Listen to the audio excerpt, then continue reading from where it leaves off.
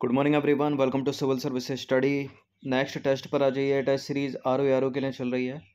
इस test series की playlist बना रखी है, वहाँ पर आप टेस्ट नंबर 1 से लेकर जो भी नया टेस्ट आएगा वहाँ तक पहुँच सकते हैं। और इस टेस्ट में हम प्रैक्टिस करने वाले हैं इंडियन पॉलिटी के प्रश्नों पर, और उसमें भी फोकस करेंगे राज्य के राज्यपाल पर। ठीक है, गवर्नर से संबंधित प्रश्नों पर इम्पोर्टेंट होते हैं स्टेट पीसीएस में और दूसरे कॉम्पिटिटिव एग्जाम में। तो चलिए स्टार्ट करते हैं। क्वेश्चन नंबर 1 है, राज्यपाल या गवर्नर द्वारा विधेयक को राष्ट्रपति के विचारार्थ सुरक्षित रख लेना निम्नलिखित में से किस अनुच्छेद में है? अनुच्छेद 201, 156, 233 या इनमें से कोई नहीं। देखिए, राज्यपाल किसी विधेयक को राष्ट्रपति के विचार के लिए सुरक्षित रख लेता है। इसका जो उल्लेख है अनुच्छेद 201 में किया गया है, तो ऑप्शन नंबर ए है इसका आंसर। ये नंबर इस पर कॉल या व्हाट्सएप करके आप फुल टेस्ट सीरीज प्राप्त कर सकते हैं आर की। देखिए, राज्यपाल द्वारा विधेयक को राष्ट्रपति के विचारार्थ सुरक्षित रख लेना अनुच्छेद 201 के अंतर्गत आता है, और अनुच्छेद 233 में राज्यपाल द्वारा जिला न्यायाधीशों की नियुक्ति का प्रावधान किया गया है, जो विकल्प में था। अनुच्छेद 156 में राज्यपाल का कार्यकाल है। राज्य सरकार का कार्यकारी अध्यक्ष या संवैधानिक प्रमुख निम्नलिखित में से कौन है? जैसे केंद्र सरकार का कार्यकारी प्रमुख या संवैधानिक प्रमुख कौन है? राष्ट्रपति। वैसे ही हर स्टेट में कौन होगा? गवर्नर होगा, यानी राज्य का राज्यपाल। देखिए, संविधान के अनुच्छेद 154(1) के अनुसार राज्य की कार्यपालिका शक्ति राज्यपाल में निहित होगी, जिसका प्रयोग वह संविधान के अनुसार स्वयं या अपने अधीनस्थ अधिकारियों के द्वारा करेगा। तीसरा प्रश्न दो स्टेटमेंट वाला है। भारतीय संविधान में मुख्यमंत्री की नियुक्ति और उसके निर्वाचन के लिए कोई विशेष प्रक्रिया नहीं है। केवल संविधान के अनुच्छेद 164 में कहा गया है कि मुख्यमंत्री की नियुक्ति राज्य के राज्यपाल द्वारा की जाएगी। कौन सा इसमें करेक्ट है? यह बिल्कुल दोनों के दोनों स्टेटमेंट करेक्ट हैं, सी है इसका आंसर। देखिए, संविधान में मुख्यमंत्री यानी स्टेट के चीफ मिनिस्टर की नियुक्ति के लिए, उसके निर्वाचन के लिए कोई विशेष प्रक्रिया नहीं है। केवल अनुच्छेद 164 में कहा गया है कि मुख्यमंत्री की नियुक्ति राज्यपाल करेगा। इसका तात्पर्य यह नहीं है कि राज्यपाल किसी भी व्यक्ति को मुख्यमंत्री नियुक्त करने के लिए स्वतंत्र है। ठीक है, संसदीय व्यवस्था में राज्यपाल राज्य विधानसभा में बहुमत प्राप्त दल के नेता को ही मुख्यमंत्री नियुक्त करता है। ऐसा नहीं है कि किसी को भी उठा के कर दिया। क्वेश्चन नंबर 4 है, निम्नलिखित में से कौन राज्यपाल के पद की शपथ ग्रहण करवाता है?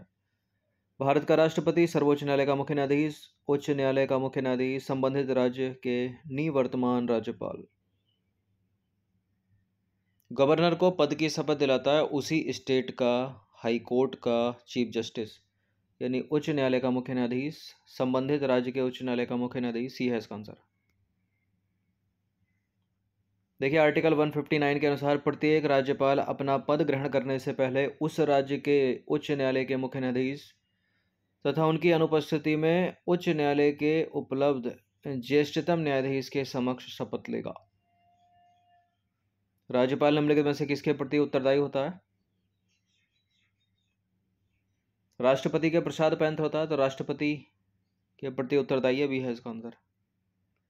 देखिए, अनुच्छेद 156(1) के अनुसार राज्यपाल की नियुक्ति राष्ट्रपति द्वारा की जाती है और वह राष्ट्रपति के पश्चात अपना पद धारण करता है। इस प्रकार एक और तो वह राज्य शासन का मुखिया हो गया और दूसरी ओर हो गया केंद्र सरकार का प्रतिनिधि। ठीक है, सेंट्रल गवर्नमेंट के प्रतिनिधि के रूप में काम करता है वो, यानी राष्ट्रपति के। नंबर 6 पर आ जाइए। निम्नलिखित में से कौन स्वतंत्र भारत के किसी राज्य की प्रथम सबसे पहली महिला राज्यपाल बनी थी? विजय लक्ष्मी पंडित, सुचेता कृपलानी, इंदिरा गांधी, सरोजनी नायडू। पहली महिला प्रधानमंत्री सरोजनी नायडू थी, पहली महिला राज्यपाल। देखिए, सरोजनी नायडू भारत की प्रथम महिला हैं जिन्हें राज्यपाल पद पर मनोनीत किया गया, और वे 15 अगस्त 1947 से 1 मार्च 1949 तक उत्तर प्रदेश राज्य की गवर्नर बनी। 7वां प्रश्न है, राज्यपाल के वेतन और भत्ते दिए जाते हैं, कहाँ से दिए जाते हैं? स्टेट में होता है तो राज्य की संचित निधि से दिए जाएंगे, राज्य की आकस्मिक निधि से नहीं, केंद्र की संचित निधि से नहीं।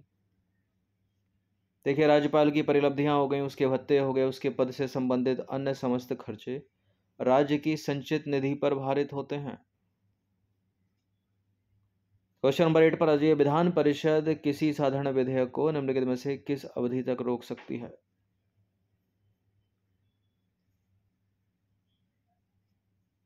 विधान परिषद की बात हो रही है, राज्य विधानसभा की नहीं, राज्य विधान परिषद की बात हो रही है।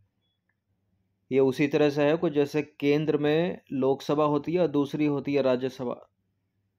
तो ये स्टेट की राज्यसभा समझ लो इसको। हर स्टेट में तो होती नहीं है, गिने चुने राज्यों में है।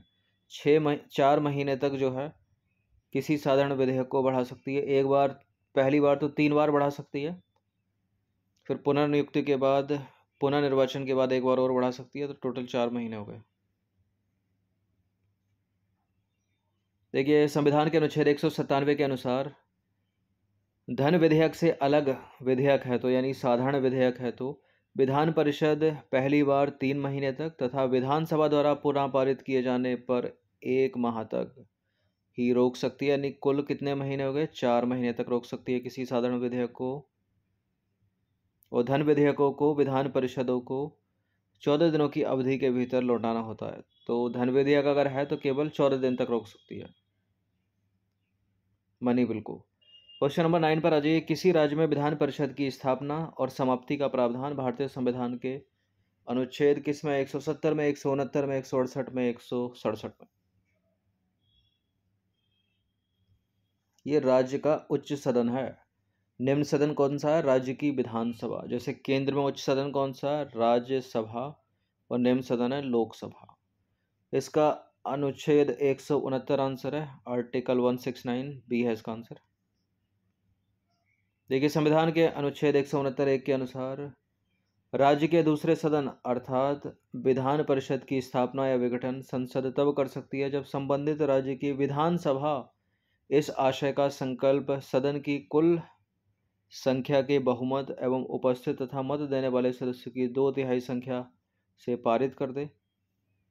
ठीक है, अब ये चीज़ पारित हो गई तो ये चीज़ जाएगी केंद्र सरकार के पास, संसद में। अब संसद कैसे करेगी? राज्य विधानसभा द्वारा पारित प्रस्ताव को जो संसद है, यानी इंडिया की जो पार्लियामेंट है, वो साधारण विधेयक की भांति सामान्य बहुमत से पारित कर देगी। इस चीज़ को याद रखिएगा, इस पर सवाल बने, स्टेट पीसीएस में भी बने और यूपीएससी सिविल सेवा में भी बने। ठीक है, जो चीज़ राज्य में विशेष बहुमत से हो रही है, 2/3 बहुमत से हो रही है, वही चीज़ जब केंद्र में आ रही है तो साधारण विधेयक से ही हो जाएगा, सामान्य बहुमत से पारित करके।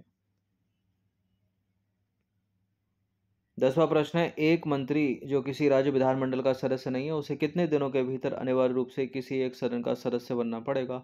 180 दिन, 90 दिन, 120 दिन, 60 दिन। ये दिनों में पूछ रहा है, ये महीने में भी पूछता है। तो 6 मंथ इसका आंसर है, 6 महीना। तो दिन कितने हो गए? 3 × 18, 180। देखिए, एक मंत्री जो किसी राज्य विधानमंडल का सदस्य नहीं है उसे 180 दिनों के भीतर, यानी 6 मंथ, 6 माह के भीतर अनिवार्य रूप से किसी एक सदन का सदस्य बनना पड़ेगा, चाहे लोकसभा का बन ले या राज्यसभा का। क्वेश्चन नंबर 8 पर आ जाइए। सिद्ध कदाचार और अक्षमता के आधार पर राज्य सूचना आयुक्त को हटाने के लिए राज्यपाल प्रकरण की जांच के लिए किस न्यायालय को संदर्भित करता है? जिला एवं सत्र न्यायालय को, उच्च न्यायालय को, उच्चतम न्यायालय को, किसी भी न्यायालय को नहीं। सुप्रीम कोर्ट को, सर्वोच्च न्यायालय या उच्चतम न्यायालय।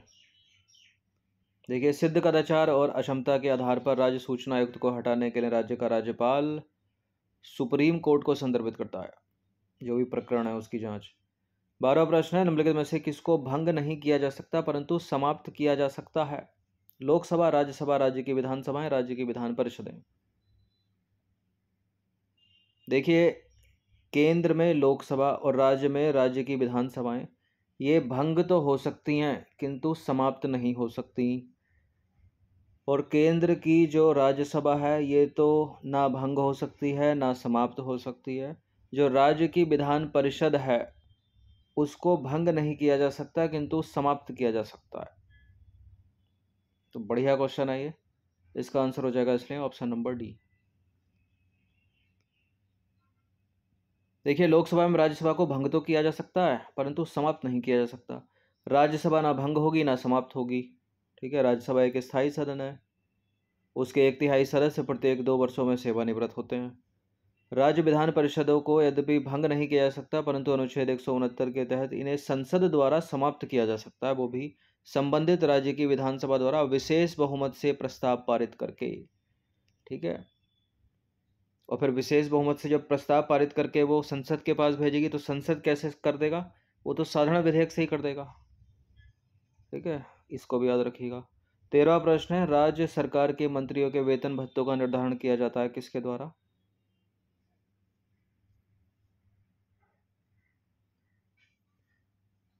राज्य विधानसभा के द्वारा, यानी निम्न सदन जो होता है राज्य में। उच्च सदन तो विधान परिषद है ना। देखिए, राज्य सरकार के मंत्रियों के वेतन और भत्तों का निर्धारण अनुच्छेद 164(5) के तहत राज्य विधानमंडल या विधानसभा या स्टेट लेजिस्लेचर द्वारा कानून बनाकर किया जाता है।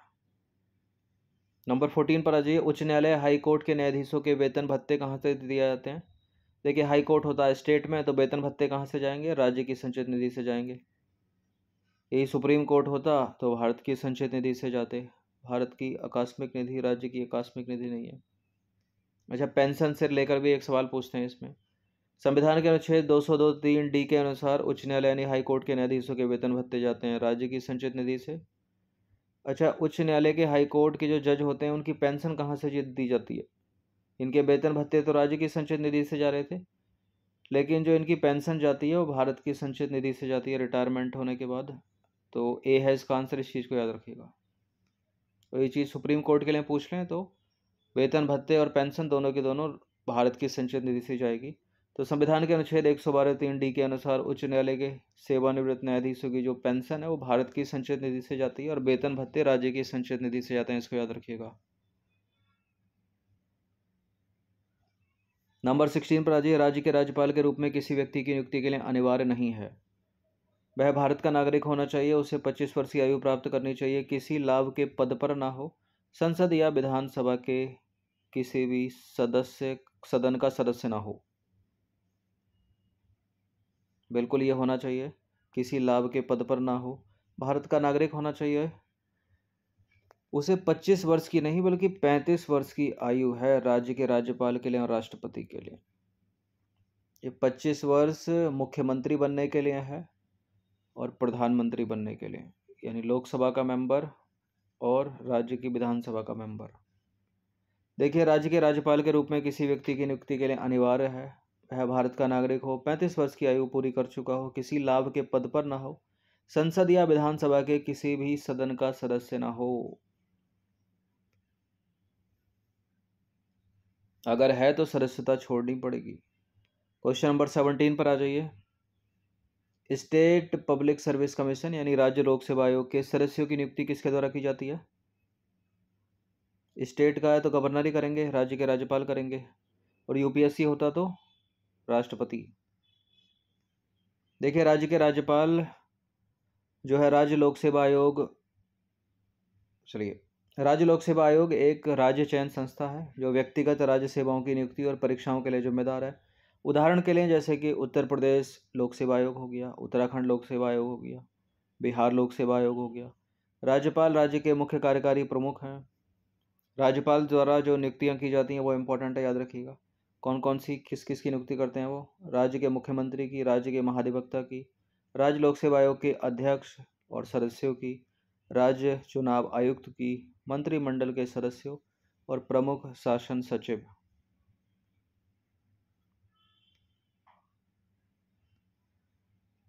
क्वेश्चन नंबर 18 क्या है? 7वां संवैधानिक संशोधन निम्नलिखित में से किससे संबंधित है? 7th कॉन्स्टिट्यूशन अमेंडमेंट किससे संबंधित है? उच्च न्यायालय के न्यायाधीशों की सेवानिवृत्ति की आयु 60 वर्ष से बढ़ाकर 62 वर्ष कर दी गई। रियासतों के पूर्व शासकों को दी जाने वाली प्रिवी काउंसिल का उन्मूलन किया गया। प्रिवी पर्स का उन्मूलन किया गया। अध्यादेशों को पारित करने के लिए राष्ट्रपति और राज्यपालों की शक्तियों को बढ़ाना और 2 या 2 से अधिक राज्यों के लिए एक ही व्यक्ति की राज्यपाल के रूप में नियुक्ति। देखिए, 7वां संवैधानिक संशोधन अधिनियम संबंधित है 2 या 2 से अधिक राज्यों के लिए एक ही व्यक्ति 2 या 2 से अधिक राज्यों का राज्यपाल हो सकता है। इसको स्टेटमेंट बनाकर ही पूछ सकते हैं कि नहीं हो सकता, तो वो गलत है लाइन, क्योंकि हो सकता है। क्योंकि उच्च न्यायालय के न्यायाधीशों की जो सेवानिवृत्ति की आयु है 60 वर्ष से बढ़ाकर 62 वर्ष कर दी गई। ये 15वां संवैधानिक संशोधन था। और रियासतों के पूर्व शासकों को दी जाने वाली पूर्वी पर्स का उन्मूलन, ये था 26वां संवैधानिक संशोधन। और अध्यादेशों को पारित करने के लिए राष्ट्रपति और राज्यपालों की शक्ति बढ़ाई गई, ये था 38वां संवैधानिक संशोधन। और ये हो गया 7वां संवैधानिक संशोधन। देखिए 7वां संवैधानिक संशोधन 1956 के 7वें संवैधानिक संशोधन अधिनियम ने 2 या अधिक राज्यों के लिए एक ही व्यक्ति के राज्यपाल के रूप में नियुक्ति को बढ़ावा दिया। 7वां संवैधानिक संशोधन उच्च न्यायालय यानी हाई कोर्ट के अतिरिक्त और कार्यकारी न्यायाधीशों की नियुक्ति भी प्रदान करता है। ठीक है, इसने 2 या 2 से अधिक राज्यों के लिए एक उभयनिष्ठ उच्च न्यायालय की स्थापना का भी प्रावधान किया। तो ये 3 प्रावधान बड़े इंपॉर्टेंट है 7वें संवैधानिक संशोधन अधिनियम के। कुछ एडिशनल मतलब जो दूसरे विकल्प में थे। उच्च न्यायालय के न्यायाधीशों की सेवानिवृत्ति की आयु 60 वर्ष से बढ़ाकर 62 वर्ष कर दी गई। 15वां संवैधानिक संशोधन था। रियासतों के पूर्व शासकों को दी जाने वाली प्रिवीपन्स का उन्मूलन 26वां संवैधानिक संशोधन था। 38वें संवैधानिक संशोधन के द्वारा अध्यादेशों को पारित करने के लिए राष्ट्रपति और राज्यपालों की शक्ति बढ़ाई गई। क्वेश्चन नंबर 19 पर आ जाइए। निम्नलिखित में से कौन सा अनुच्छेद राज्यपाल की अध्यादेश जारी करने की शक्ति से संबंधित है? ये सीधा सीधा बड़ा इंपॉर्टेंट प्रश्न है। सीधे पूछते हैं, राज्यपाल की अध्यादेश जारी करने की शक्ति किस अनुच्छेद में है? या भारत के राष्ट्रपति की अध्यादेश जारी करने की शक्ति किस अनुच्छेद में है? तो इसका आंसर है 213। देखिए संविधान का अनुच्छेद 213 राज्यपाल की अध्यादेश बनाने की शक्ति से संबंधित है। राज्यपाल एक अध्यादेश जारी करता है जब राज्य विधानमंडल के एक या दोनों सदन सत्र में नहीं होते, इसको याद रखिएगा। उसके द्वारा जारी अध्यादेश में कानून के समान बल होता है। राज्यपाल के पास किसी भी समय अध्यादेश वापस लेने की शक्ति होती है। ये बुलेट पॉइंट से याद रखिएगा इनको। राज्यपाल को अध्यादेश की घोषणा करने के लिए प्रतिबंधित किया गया है, जिसमें निम्नलिखित शामिल है। ठीक है, कुछ पॉइंट्स भी इसमें दिए गए हैं। प्रतिबंधित किया गया है मतलब एक सीमा जो है निर्धारित की गई है। यदि किसी विधेयक को राज्य विधानमंडल में पेश करने के लिए राष्ट्रपति की पिछली मंजूरी की आवश्यकता होती है, तब यदि कोई विधेयक राष्ट्रपति की सहमति के लिए आरक्षित है, वह किसी भी अध्यादेश को लागू करने से पहले मंत्रिपरिषद की सलाह लेता है। यानी क्या पॉइंट हुआ? एक सवाल बड़ा पूछते हैं, स्वयं विवेक की शक्ति निम्नलिखित में से कौन सी है राज्य के राज्यपाल की? तो अध्यादेश जारी करने की शक्ति राज्यपाल की स्वयं विवेक की शक्ति नहीं है, क्योंकि मंत्रिपरिषद की सलाह ले रहा है वो स्टेट के।